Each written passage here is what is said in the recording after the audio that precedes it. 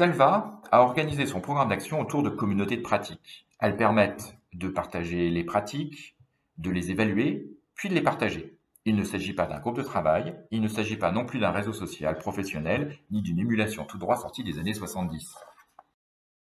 La Normandie est un territoire vaste, au sein duquel évoluent de nombreux professionnels de santé.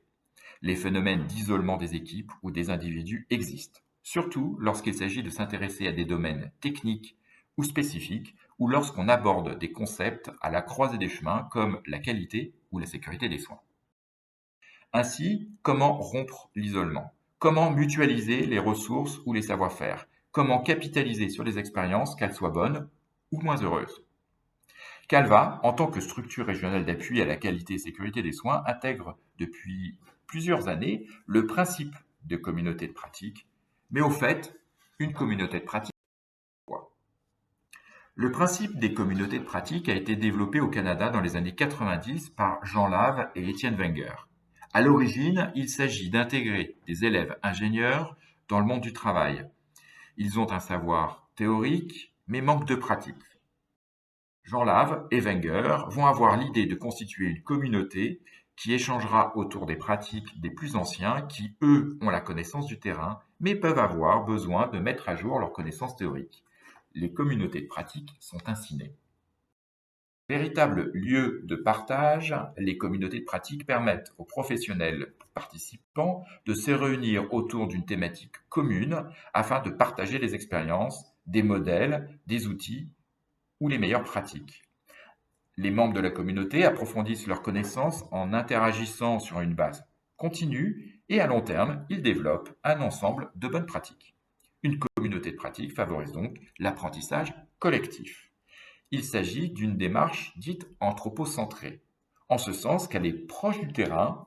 On part en effet de difficultés réelles exposées par les membres de la communauté pour trouver ensemble des solutions aux difficultés exposées.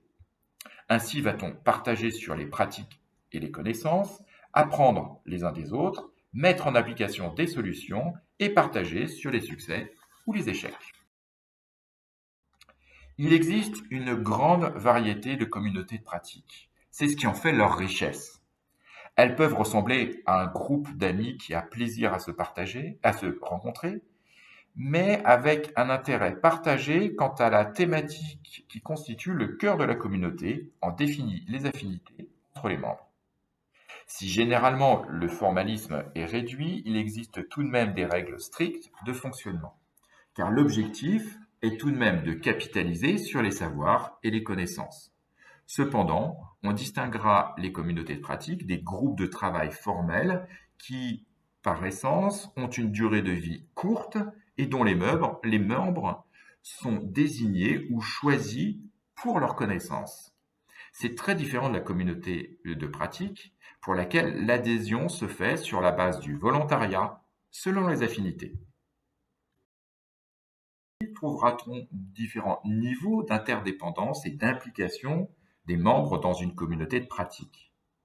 Un noyau dur de membres très actifs constituera le centre du dispositif, autour duquel on trouvera des cercles concentriques avec des niveaux d'engagement graduels, jusqu'à de simples bancs posés à l'extérieur pour les observateurs. La communauté de pratique est ouverte à tous et chacun pourra évoluer au gré de sa motivation ou de ses disponibilités dans le cercle qui lui correspondra le mieux. Chez Calva, on trouve déjà 5 communautés de pratique. Elles concernent la culture qualité-sécurité. On peut y échanger sur la thématique, trouver des outils, en proposer d'autres ou bien en construire. Une autre communauté se consacre aux relations avec les usagers. Une troisième, en partenariat avec le Médit Normandie, réunit ses membres autour du circuit du médicament. Une autre autour de la qualité dans le secteur médico-social. Enfin, la dernière, et la plus récente, se penche sur la thématique de la certification HAS des établissements de santé. Que va-t-on faire d'ailleurs dans cette communauté? On va d'abord partager. Un forum permet les échanges sur les pratiques et les problématiques. Une foire aux questions permet de classer les réponses aux questions les plus souvent posées. On va aussi trouver une base de connaissances partagées, un des piliers d'une communauté de pratique.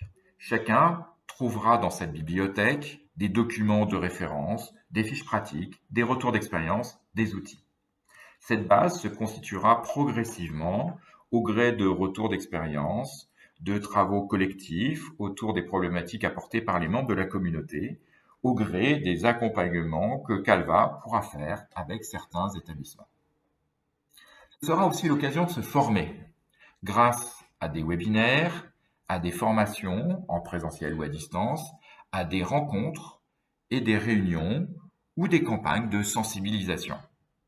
Ainsi, pourrons-nous partager, produire des connaissances reliées à l'expérience, l'usage, l'expérimentation, l'expertise, intégrer et former les nouveaux arrivants, traiter et résoudre des problèmes complexes soumis à la communauté, et enfin, créer un réseau de la transversalité. Quels en seront alors les bénéfices pour les membres? Certainement celui de créer un sentiment d'appartenance à un groupe au sein duquel chacun pourra être accueilli, trouver un appui, stimuler son énergie intellectuelle. Les équipes y feront certainement des économies en termes de temps et de ressources grâce à la mutualisation. Ainsi tendrons-nous vers une amélioration des pratiques de chacun et des conditions de travail au plus grand bénéfice des usagers.